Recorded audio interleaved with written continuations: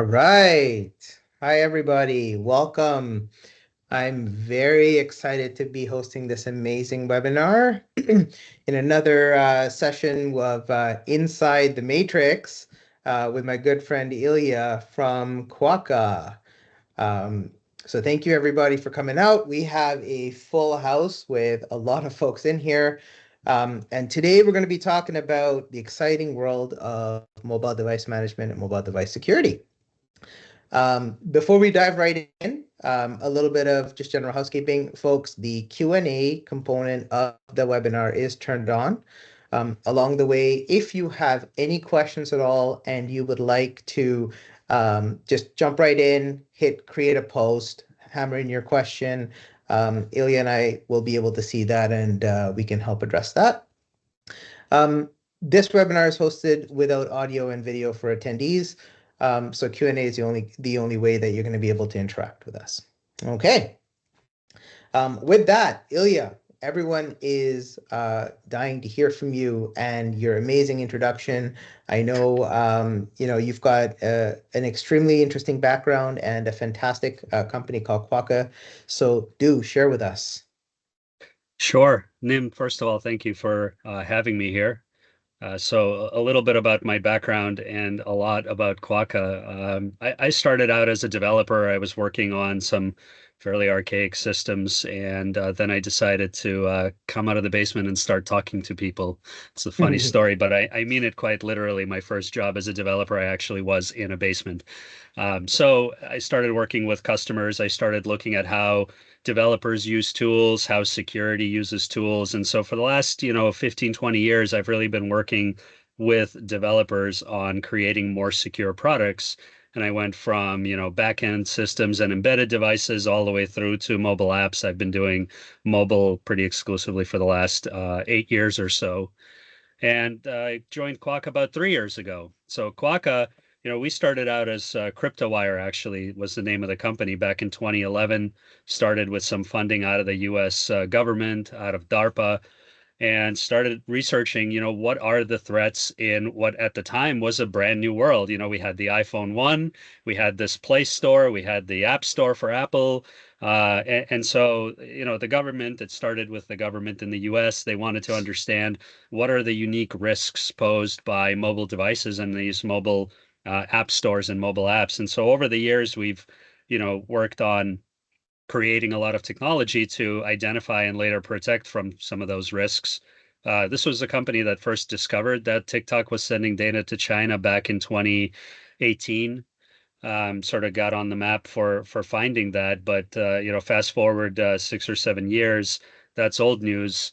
We're looking at discovering all sorts of 0 days, understanding and discovering threats on mobile that are very unique. And I saw just some things in the news that you and I can talk about, some things that are very relevant to this. But I think mobile is a somewhat misunderstood ecosystem because people are very comfortable with how a computer works and they figure mobile must be just a mobile computer, and it's not. And so that's some of the interesting things that we've been researching over the last few years, and I'd love to tell you more about it.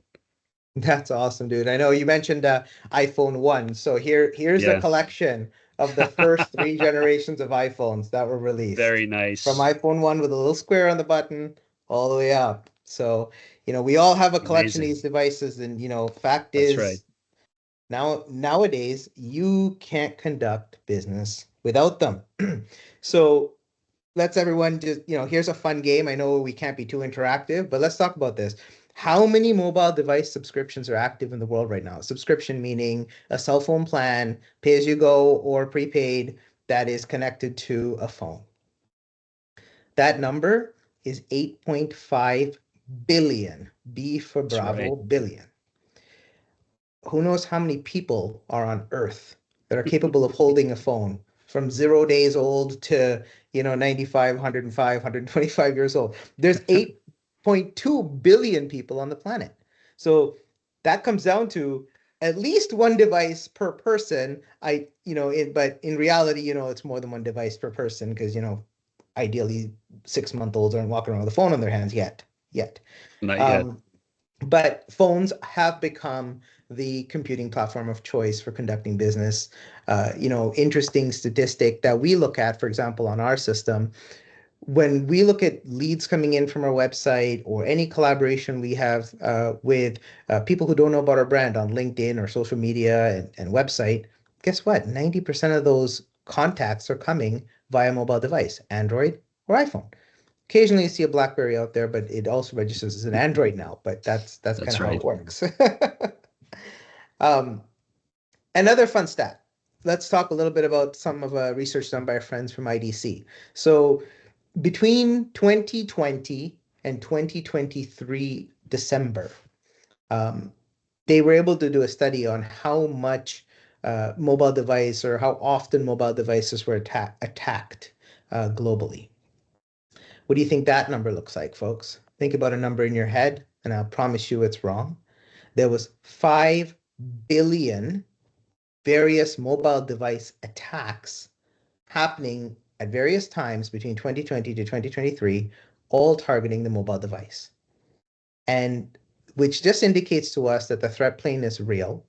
And we have to pay extra attention as we start embracing more and more mobile functionality in our day-to-day lives, as well as our business, on how to do a better job protecting this. Yeah. So we're gonna talk a little bit about a few things today, starting with gaps in the traditional MDM system. So we all heard Intune. There's so many other ones, but they do a great job protecting the device itself as an appliance. But Ilya, let's talk about a little bit on why it matters to consider app level security. And I know you have a great analogy you shared with me before. Maybe we should share that with the broader team as well. Yeah, absolutely. So I think when you look at protecting a device, a laptop, a computer, think about the type of threat vectors that exist. It's got one giant storage array, right? All your files are there, pictures, documents, everything, right? And all the processes are running on it, and you have a direct, web and web portal, right? Web app, or a website that you go to interact. And so you're really focused on protecting the device. And if there is in an enterprise setting, right, if there is a threat detected on an endpoint, what do? Well, you disconnect it from the network, and you do some forensics, then, you upgrade the operating system or you patch it or what have you. But a mobile phone, you can't exactly disconnect an employee's mobile phone from the network, right? Then it doesn't do anything. Nope. So when you think about mobile, iOS and Android specifically, everything is in the app, right? So the app itself becomes the endpoint because every app on your phone has its own permission system. It's got its own storage that's not necessarily shared with the other apps, and there are exceptions, which is important. It's got its own security policy. And the other thing that it doesn't have that I think we're all used to is, when you access a website on a web browser, you have the little lock icon that tells you that, everything is encrypted. But when you're using a mobile app, you have no idea if every connection point is actually properly encrypted. So you might have a banking app and it could have unencrypted communications. You'd never know, right? So Mhm. so protecting a mobile device is not the same as you said, Nim. Protecting a mobile device is different than protecting the endpoint. You really need to focus on the apps as the endpoints. So there could be scenarios where it's like almost like a man in the middle, but this time it's now between the application interface and the end destination that the application is communicating to, and that might be the weakest link within this communication chain, right? Yeah, that's right. And if you like, I mean, we can look at a couple of very specific examples of categories of these types of risks because I think that's where the risk is. It's the apps are the endpoints. In fact, if Yeah. I share my screen here just for a couple seconds, really apps are the new endpoints. And the reason we say that is because these apps are not really uniform.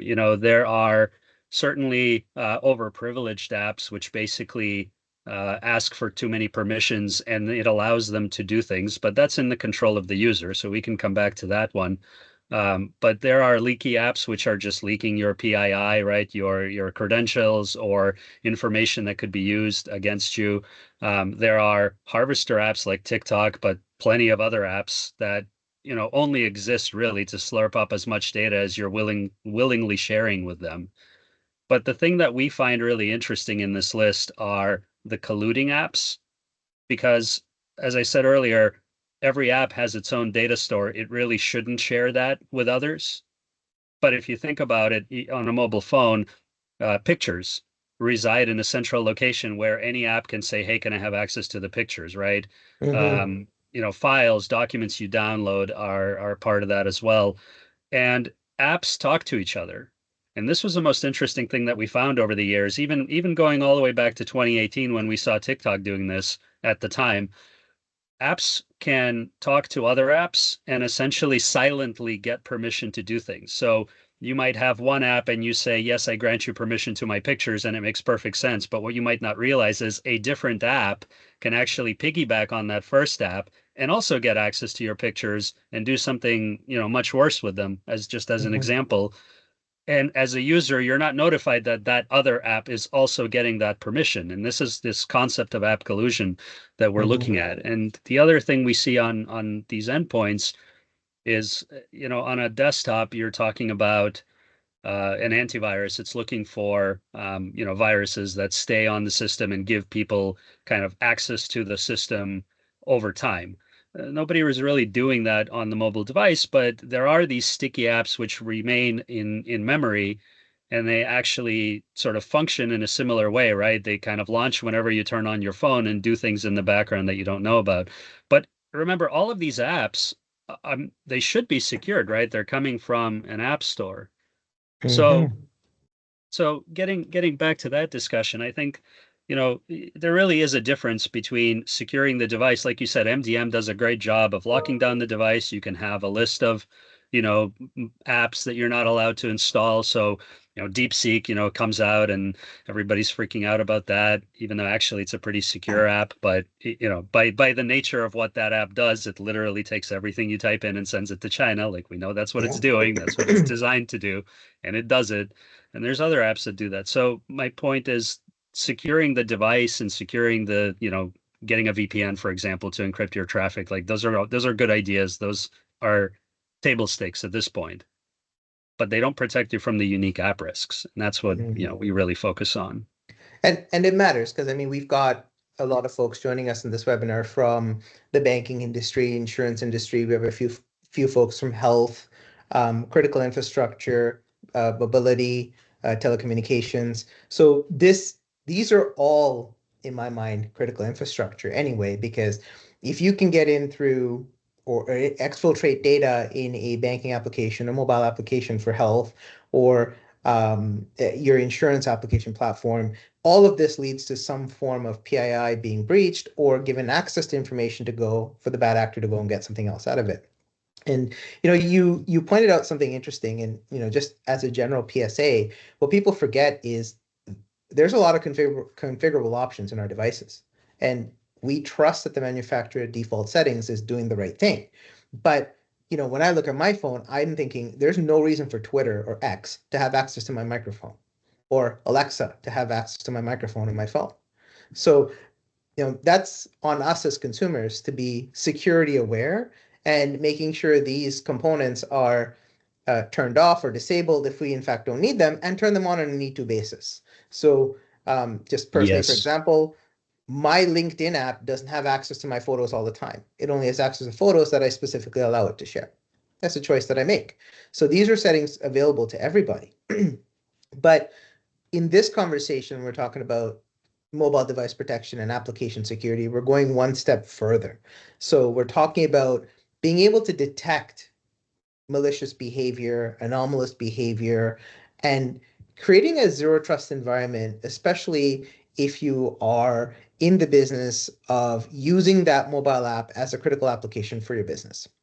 Nurse network dispatch, scheduling application, insurance adjudication, gathering information at a collision site or a collision center and uploading that information specific to a certain activity that happened. Law enforcement. These are all specific cases. So let's talk a little bit about, Ilya, the importance of behavioral-based detection and facilitating sort of that zero trust functionality within this capability. Yeah, absolutely. You've touched on three separate things that I think are important. The first one is obviously the permissions thing, right? We all are taught to minimize the permissions you give to these apps, and hey, does this app really need access to your calendar and why, and maybe turn it off. But how often do you pull up the list of all the permissions you've granted to all your apps and do a little bit of an inventory, right? You do that every day, every week? No, right? No I one don't. does. Yeah, so that's one of the problems is it's too easy to set and forget. In fact, there is one picture that I think is worth 1,000 words with these apps. Not this one, it's actually this one. So you touched on, it's you mentioned 8 billion devices in the world, right? I think these numbers are a little outdated, but the point is that's the devices. And the other number that's super important is there's about 80 apps on average on each phone. It varies, but it's not one, right? No one has a phone with exactly one app on it. So there's all these apps. And those apps, we just said earlier, are the endpoints, but those apps are talking to each other. So now there's these combinations of potential problems. So when you think of zero trust, you're not just trusting each app individually. You're saying, okay, but how do they interact? But the other key thing is the updates. So when you install the app, it says, hey, can I have permission to your calendar? And you say, sure, because it's a calendar app. And you don't remember that, right? So a week later, the app updates. A month later, the app updates. Every time the app updates, there could be new functionality that's suddenly going to use that permission in a bad way, but you don't get re-prompted every time like, hey, do you remember that you gave me calendar access? Well, now I'm actually going to slurp it up and send it to somewhere. Like we Yeah. don't, it doesn't happen like that, right? So that's the thing. So when you talk about zero trust, we break it down into zero trust. People apply that to mean, your credentials or did you log in for every transaction, sort of validating the user. But if the apps are leaking like a sieve, that's not zero trust, right? Even if you log in. So the zero trust really begins at the entry point, right? Where does the user interact with the app? What can it do? So when we look at the three types of risks, and I'll get to the behavior analysis at the end, as you mentioned, but the first one is just core risks, right? This is typical sort of security. You mentioned that there's a lot of attacks, a lot of breaches in mobile. I'm looking at a Verizon report that says 51% of folks in the enterprise, banking, healthcare, right? They've experienced some kind of incident from an app like malware or, unpatched vulnerabilities. Well, the first category, core risks, that's unpatched vulnerabilities. That's hard-coded keys. That is not talking over a secure connection. That is, best practices around not leaking PII, that sort of thing, right? The second thing is what I talked about with these apps that can communicate to each other. And sometimes that's by design, right? If you have two different Microsoft apps and you log into your Microsoft account, you don't want to log in for every single app. So those apps are talking to each other. That's by design, that's normal. But then there's other times where, these apps have inter-app communication vulnerabilities is what we call them. And we have demos and all sorts of things I've seen over the years where you can get these apps to go and contact a different app and get data from it that you really shouldn't be able to, all silently, all without telling the user that this is happening, right? So these are real challenges around SBOM, big, right? Big in the military, big in the health sector, and the banking sector. Everybody's now required to provide an SBOM, which means a bill of materials, which basically means what are all the components inside each app and where did they come from, and how dangerous is each one. So that's on the app collusion. But the behavioral analysis is a really interesting bit, and let's talk about this for a minute. A mobile app can be vulnerable, but not malicious by design, right? So you can have an app where the developers made some mistakes that opens them up for vulnerability. Someone else comes along, figures that out, exploits the vulnerability. Now you have a problem. But the developers didn't intend to make the app malicious. And then you have apps where they're actually very secure, they're well coded, they don't have exploitable vulnerabilities, but they're malicious by design. So that's malware, right? And traditionally, antivirus on your computer, antivirus basically is a signature-based thing. It looks at known signatures. Like someone found out that this is malware, they reported it, the Play Store and the App Store took those apps down. Now we have a signature. So if somebody comes along and tries to use those same components, we can identify them. We know they're malicious. Mhm. But what about the period of time where the app was on the App Store and people were able to download and use it, but they didn't know that it was malicious? Yep. So this behavior analysis is something that we use to identify those zero-day risks, meaning we can identify that an app is behaving maliciously, even if it's clean from a coding point of view, even if there's no vulnerabilities to exploit, but the app is malicious. And sometimes the app is malicious by its design. And this is another topic to discuss. Maybe just stop sharing this for a second and we could talk about it. You mentioned these regulated industries like healthcare, banking, you know, transportation, logistics, air travel, right? They're all different and they all have different risk profiles. So think about a law firm versus a transportation company, and we say PII, right? So you say Mm-hmm. it has access to your pictures, for example. Okay, well, for a law firm, what does a typical lawyer have? What do they take pictures of? Contracts, documents, M&A contracts, right? That's even though it's PII in the sense like I don't want my pictures leaked on the internet. Okay, fine, but I'm an individual. But if you're an attorney, that presents a totally different risk profile. If you're in a say a services industry, you don't want your contracts leaked. If you're in some banking industry, that might not be a risk profile that you're very concerned about leaking pictures, right? But you might have a different concern about credentials or operations that should be protected. So again, it all points to the fact that mobile is different.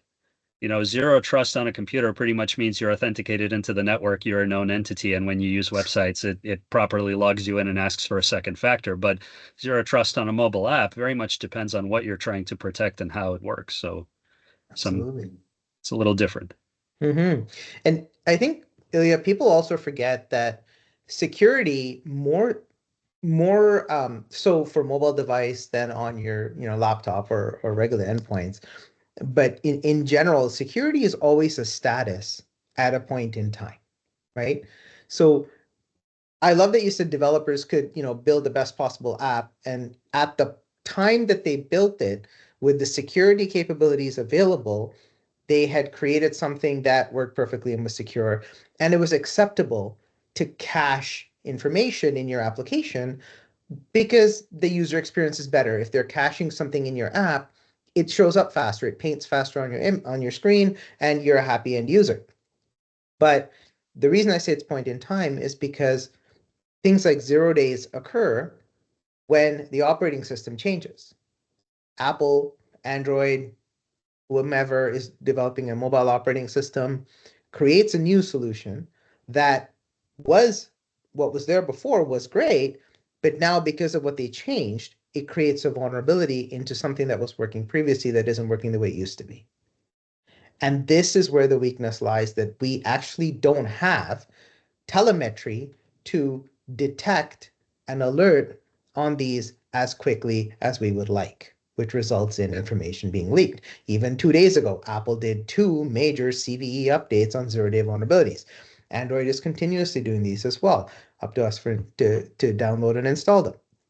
So given that you're really at the mercy of a point in time, how the developer built their app and what was working when they passed their security assessment at that time, an ever-changing security infrastructure of the operating system of the device. How do we keep track of, what our posture is? How do we sort of stay on top of this? What are some of our options? Yeah, great question. And it separates out the app risks from the operating system risks or the ecosystem. So first and foremost, that is something MDM is really good at, which is enforce you can put in rules like the device operating system has to always be the latest version, right? So you have to update as soon as those, like you said, Apple patches, 0 days, the new version comes out. The MDM can tell the devices, you have to update. But for organizations that don't have an MDM, how do you enforce that? Um, Apple does a pretty good job when it sends out these patches. It kind of prompts people to update their phones, but of course, not everybody does. Android is even more interesting because there are actually two separate updates. There's the sort of vendor update. Say you have a Samsung phone, there's the Samsung UI, sort of usability updates. Then there's a separate monthly security patch level that comes in, and you could actually update one and have the phone tell you you're totally up to date, unless you know to look in a certain place that says, but your security updates haven't been updated in 3 months. That's Yeah, right. but it doesn't prompt you, so an MDM is a very good way to keep on top of that. Whereas for users that don't have an MDM implemented in their organization, that's actually a risk factor. And then there's the apps themselves, because the apps get updated by the users. And as new operating system features are rolled out, like you said, something that used to be not possible suddenly becomes possible, right? If you remember, Apple had an issue I want to say a couple of years ago, where you basically get the whole phone to reboot by just sending it Bluetooth keyboard commands continuously, which didn't used to be possible, but now it was in that particular instance Yeah. until they patched it. So, I mean, these things happen. And then there's the whole ecosystem, right? I mean, in Europe, Apple has to allow third-party app stores.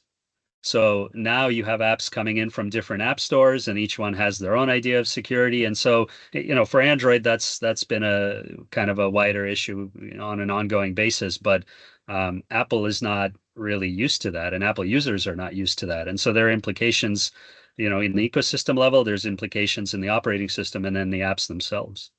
That is so true. And I think it's a good time to talk about one um, misunderstanding, I'd say, in most end users' perspective. An MDM deployment and enrollment of your device is not a big brother function. And I think that's important for all of us as end users to understand. I've seen employees, contractors, vendors sort of balk at the fact that, even in our organization, when we say, hey, like, here's your, if you'd like to use mail on your phone, you have to go through a security enrollment process. And no, we can't read your personal information. We can't see your pictures. We can't edit or modify or store any data. We cannot wipe your phone, but we can wipe and control and manage our corporate information that is on that phone, right? We can remove the containerized version of Outlook, Teams, OneDrive, SharePoint, and other sanctioned company apps. And if you're having a corporate phone, not BYOD, then there's a little bit more control on, what the enterprise can do. But again, it's not spyware. They're not able to use this. IT can't use it to go and read your mail and information like that. So I wanted to level set that, because a lot of people show up with questions saying, hey, so when my company's going MDM, does that mean that, I'm giving up privacy to my company? That's not true, right? So that's a really good point. In fact, we built a whole product from the ground up just to preserve privacy, and address some of these concerns, frankly, for BYOD users. But even in a corporate phone, IT has control of the mail server, so they don't need the MDM to if they wanted to go read your emails Exactly. for a subpoena or something, right? So I mean, they can, but they won't. But that you're right. It's there's definitely a balance between privacy, and there is probably two super important things for people to understand from what you just said. One, just to echo that if you enroll a BYOD device into a corporate MDM, you're not giving them the ability to wipe your phone because it's yours. Yes, they control the container, like you said, but they can't really wipe your phone. And that's very important. I mean, there are literally cases where IT accidentally wipes someone's phone and deletes all their pictures. And, that's very bad if you're bringing your own phone to work, right? But the other thing is, if you are a corporate phone, if you're issued a corporate phone, again, it's not about spying. It's really just the ability to protect the device. But again, it's just device level protection, right? Not the apps themselves, not what's on the core phone. But certainly, if you are enrolling a BYOD device into at that point, it's MAM as opposed to MDM, right? Mobile app management. So they manage the container. Then you have these two different spaces on your phone. One is your personal side, and one is your corporate side, if you will. And it's different, right? So you're absolutely right. There's definitely capabilities, especially when you're bringing your own device and they enroll it into the MDM without wiping it, then they can't wipe it. And there are Yeah. certain things that IT still can't do, even if they wanted to. And you're right, that does come up all the time. We took it a step further, and we created a way to essentially balance privacy and security, because again, remember, we're talking about protecting you from app level threats. So our solution, or part of it, in a BYOD setting, has the advantage of not revealing the list of apps or which apps have which threats to IT, while giving them the ability to essentially put in the security controls, essentially anonymously on the users. So that's another way to balance privacy with some of these systems. Hmm. No, that's really important for everyone to understand. So let's talk about industry specific. So, I Yeah. think, we're all selfish and we have some amazing attendees here from, healthcare, finance, retail, and aviation. So let's go through some examples of where having app level security has supported in industry across some of these critical services to prevent bad things from happening. Yeah, absolutely. I have a couple examples here that I can share, and then we can also just sort of talk through a few other ones. The two examples that come to mind. So banking, right? Banks have regulation, and if it's an international bank, then of course you have regulations, across different regions where the bank is active, and in some cases they have different brands that they operate, but it's really part of the same bank family. So one of the challenges that we hear a lot from big banks is that they basically have all these different extensive regulations, and there's a cost and a time to test these mobile applications. You mentioned earlier, Nim, that sometimes the developers will get the app tested, and then over time it changes. So typically in this industry, you're anytime anyone has a mobile app, you're required to have a pen test, and that pen test takes a few weeks and is essentially a point in time test. And so the banks, when they look at testing their own apps, they can buy a pen test, they can work with a service, they can use services like Quokka to discover vulnerabilities in their own apps. But when they think about the apps that the bank is using, it really depends on which part of the bank, right? The tellers are one threat profile, the management is another threat profile.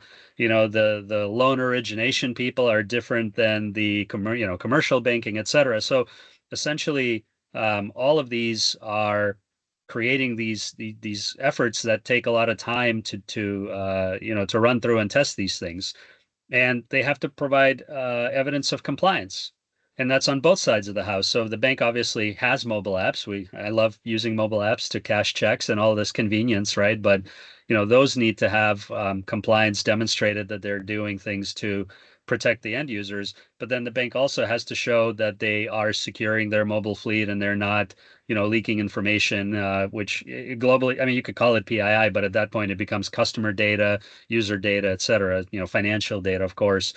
So, the use case is developers build these apps, and they need to be able to scan them very frequently, and that's what Quokka provides as part of the benefit. So really, if you are in the financial industry, not even banking, right? We see this in some of the newer online loan folks, or fintech, or virtual credit cards and all that. um, there's just a ton of compliance, and compliance is on both sides of the house, both the dev side and also the user side. And anything that helps you show that you are protecting the mobile apps and the mobile ecosystem will help with those compliance mandates.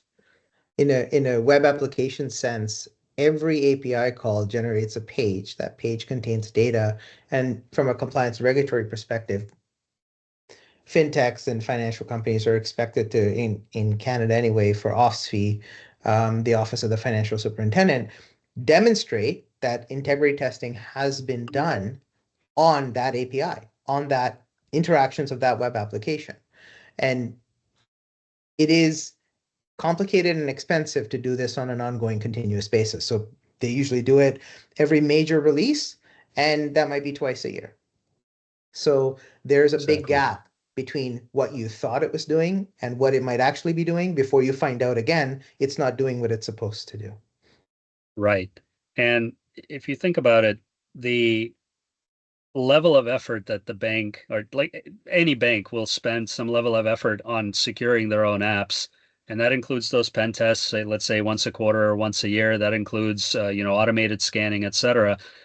But do you really think that that same level of effort is applied to all the other apps that the Yeah. bank employees are using, Yeah. right?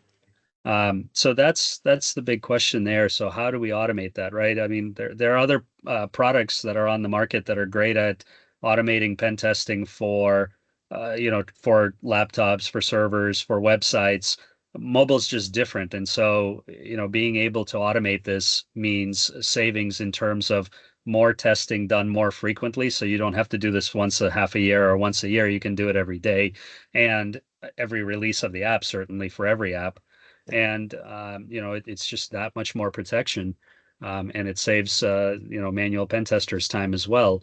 So that's one. The other example is a government agency. So this is where we really see, I think years ago, about 3 or 4, maybe even 5 years ago, is when we saw a lot of government agencies starting to check the mobile apps, and now it's trickling down into the banking industry, the healthcare industry. I just had a call with a very large healthcare system that's looking to secure around 20,000 devices. And when we dug into where are these devices, some are in patient rooms, some are in the nurse's hands, right? Some are those tablets that you use to schedule conference rooms. I mean, some are in the pediatric ward. So I mean, these devices are not uniform, and so depending on your job function, you need to install different apps, right? The kids have a bunch of, kid-friendly apps in the pediatric wards, whereas the nurses have to install, apps that let them, deal with drug reps and, do dosing lookups and things like that. And the doctors have those apps, and then,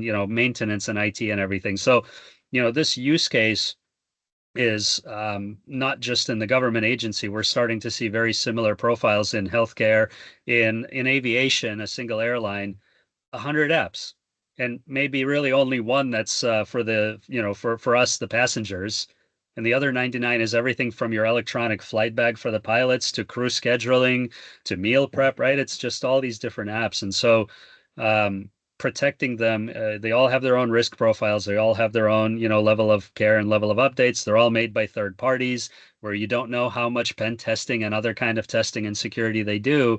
And so really you have these challenges, right? In this case, it's a large organization out of the United Kingdom, but other times it's a healthcare or an aviation or even banking, where the job functions require different combinations of mobile apps, and that creates a significant blind spot because no one has the human power to go and sit there and test all these apps and not necessarily have the tooling to go. So in this particular use case, they had a team of 3 full-time people that were basically getting pinged 5 to 8 times per month saying, hey, I need to use this app. And, some other department comes along and says, oh, I have this other app I'd like to use. And they were doing this manual 2 or 3 week exercise for each of these apps. And so by automating that, you know, they were able to reduce it to about 2 hours per week instead of 3 full-time heads. Yep. And so that frees up those heads to go back to pen testing web apps, to, ensuring the security of the enterprise servers and lots of other important things. And meanwhile, the mobile ecosystem is protected. And now Yep. they're able to review 24 apps a month instead of 5 to 8 and, do more with less. Yeah. So those are some specific examples, but I do want to talk about some of these other things that we're seeing. Law firms, um, transportation, logistics companies, gaming companies, they all have their own threat profiles. And actually, I have one other thing I want to share, um, because a lot of times, we're talking about these different risks at different places, and I realized I actually have a slide on this earlier, over here. So this one. Um, so we were at a government event. I think it was in the US. One of my colleagues went and did this presentation on this cam scanner app. This is literally the number one app that comes up on the Apple App Store if you search for PDF creation or PDF scanning. And it has some vulnerabilities, but the really important bits is not even vulnerabilities. It's just things that the app is designed to do. It tells you, I'm going to access your camera, I'm going to access your photos and videos, and I'm going to communicate with some high risk locations. So if you look at the high risk locations, it's predominantly in China. Now, different countries will have their own idea of what a high risk location is, but for us in let's call it North America, right? I mean, in Canada and Mexico and the US, we have some concerns. So if you're a government entity, you have these concerns. Now, if you Absolutely. are a manufacturing shop, you probably have similar concerns around IP theft. And if you are a lawyer, you might have some concerns. If you're a journalist, certainly you might have some concerns. So, the concerns are different for different people. The other important thing here is this accesses photos and videos. That doesn't just mean it takes a picture and it can only get to that one picture.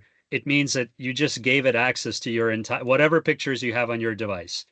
And you can look at what it's doing with those pictures, and you can actually see that it's sending them to servers in China, along with things like your ID, your device ID, your personal information.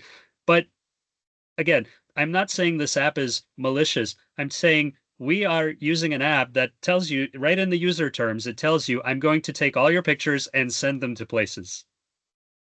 And we're allowing it to do that. And so in this presentation, my colleague says that, I think it was maybe a colonel, um, don't remember the rank exactly, but he basically stood up and said, "I use this app every day. Are you saying that, my my loan application is on Yeah, its way to?" Yeah. And it's not because the app stole it. It tells you right in the user terms, I'm going to do you this. agreed to it. Yeah, exactly. So, this is the thing that is interesting to me about mobile. We don't think of this on our computer. We're basically protecting our hard drive and just don't want people to get full access to everything in the database. But on a mobile phone, just because you gave it permission to take pictures for the purpose of creating a PDF, did you realize it was going to do that? And again, I go back to the DeepSeek example. Everybody's freaking out, but the bottom line is that app is designed to take whatever you type and send it to a server in China. Like it tells you that's what I'm doing. It That's where the clearly AI says server that. is. Yeah. And it also tells you So if anybody bothers reading the end user licensing agreement and the details, it's tracking your location, your device IMEI, activities on your phone, other conversations, and you are authorizing them to do it. So yeah, when you consent yeah, to it, and so this is a good point to talk about. You don't need one brush to paint security at yes, organizations 100% of the time. Like it doesn't have to be one solution. But when you take a risk-based approach, you start to look at the threat plane and say, well, who are my high risk targets in the company? Who are the high value targets? And you know, standard MDM could apply to, call center worker and shipping dock employee and, administrative staff. But when you're talking about the CEO, the CIO, the head of IT or whatnot, these are people that might have access to privileged information on their device. So for those individuals, a second layer of mobile device security that says, hey, let's actually go through and make sure that the apps they're using are sanctioned apps that we approve, and we have vetted the behavior of those applications. Another similar application to this, I was going to use an example, Ilya, was TurboScan. TurboScan is a scanning application, takes 3 pictures, makes a beautiful black and white PDF, but it tells you openly that it's actually sharing everything on your phone. And you don't want a CEO or a chief risk officer, a chief finance officer walking around with this application. They're using it personally to capture receipts when they travel, so they can upload them quickly to the expense management system. But that innocent act actually opened up the company, and it's sharing data, and they consented to it, right? Um, exactly, exactly. So you're absolutely right. Risk is not the same, and that's been kind of the message of this whole, last 45 minutes is the threat profile is different depending on where you are in the organization and what kind of organization you are. But the risks are they're unique, but they're actually the same, right? If you granted access to your pictures, then you just granted it access to your pictures. You don't know which ones it's taking. that's right. That's right. Um, Great time for a quick time check. I know we've got 15 minutes left. Um, Folks, if you want to ask any questions, now is probably a good time to hammer them into the Q&A. We're going to jump into talking a little bit about Quokka's Q Scout and what exactly it does and how it can help some of us when we're faced with this challenge of saying, hey, we've got some important people here. We need to double click on an extra layer of security when it comes to securing the device. What can we do? Yeah, absolutely. So let me share this visual so we could talk about it. The We talked about a couple technologies, mobile device management on the left-hand side, right? Great for corporate controls, great for the device management, distributing applications, data isolation. So that's kind of the standard system that enterprises use. And then there's also MTD. MTD is a mobile threat defense, like an antivirus for your phone, protects you from phishing. It identifies known bad apps, or some known vulnerabilities, right?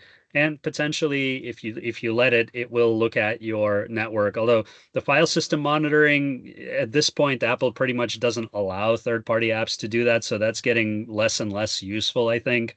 On an Apple device, an MTD is, it just doesn't have permission to do the deep monitoring of your network and file system the way I think it used to.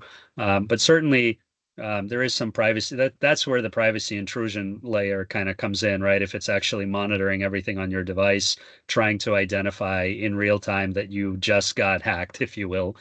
But we put QScout in the middle of all that, right? So QScout talks to the MDM.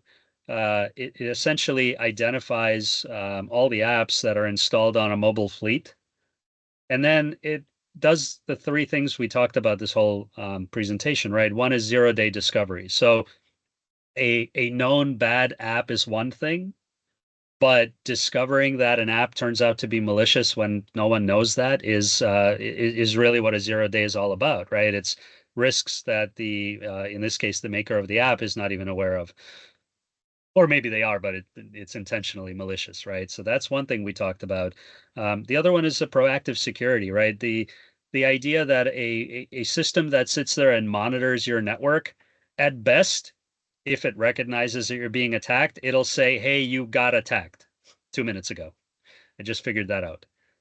But proactive security means looking at the apps on your phone and understanding what risks they pose to you before they even happen, right? Do you really want to go and take all the pictures of all the receipts, but also, corporate contracts and other sensitive information, and then find out that they leaked over the network?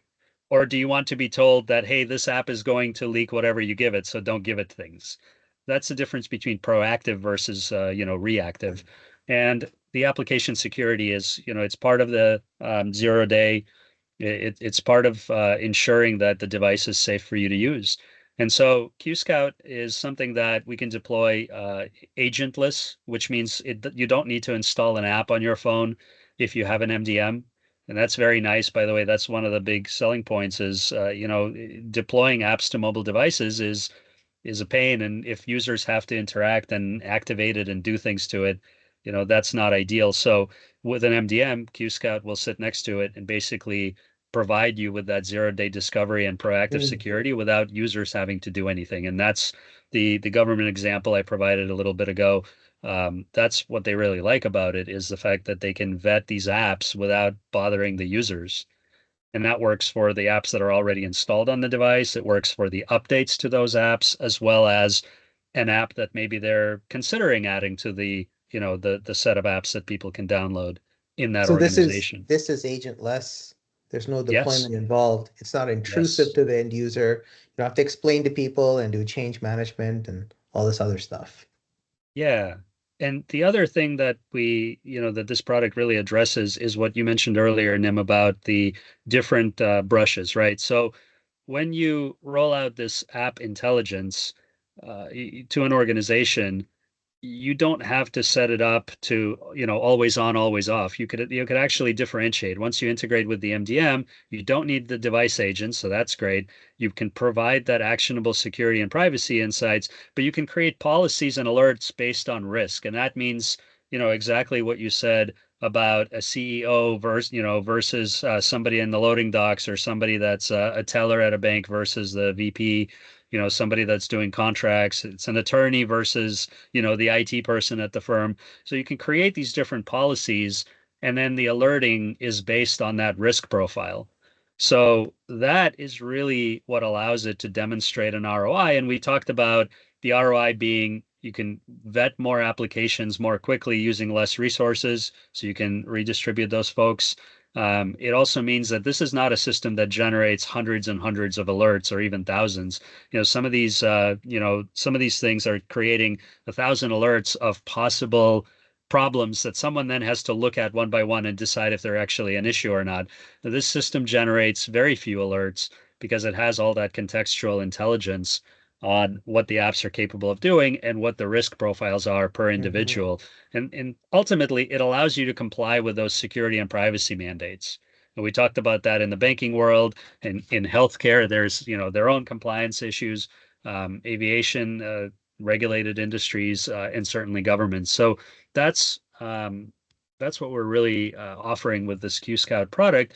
Doesn't require an agent, easy to deploy, doesn't generate a ton of noise, and you can customize it based on those different risk profiles depending on where Mm-hmm. the individuals are. And it'll guarantee some interesting, difficult conversations with senior executives to say why they can't have that app on their phone.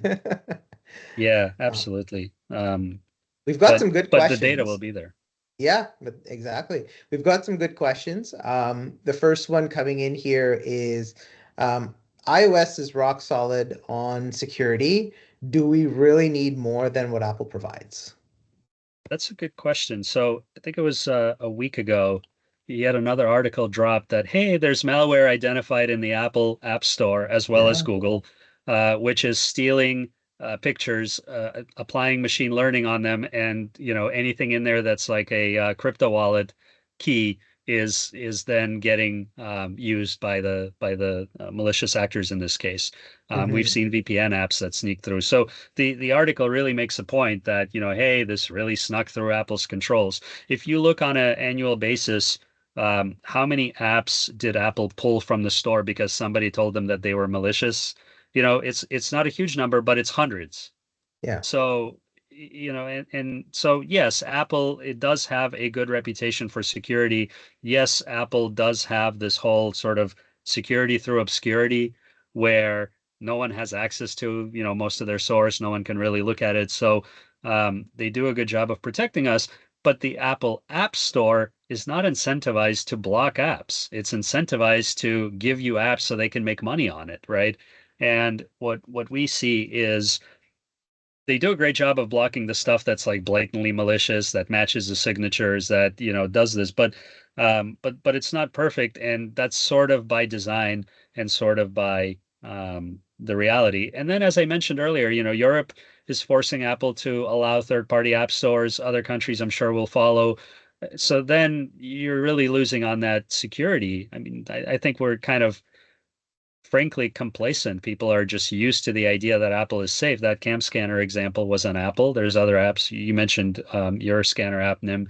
That was on Hmm. Apple. So, sure, Android gets a bad rap for security, but that whole many eyeballs theory is why Android is also patching a lot more often, Hmm. right? Whereas Apple, no one knows about it, but if somebody exploits it, they could do that for 3 years, as was the Hmm. case with the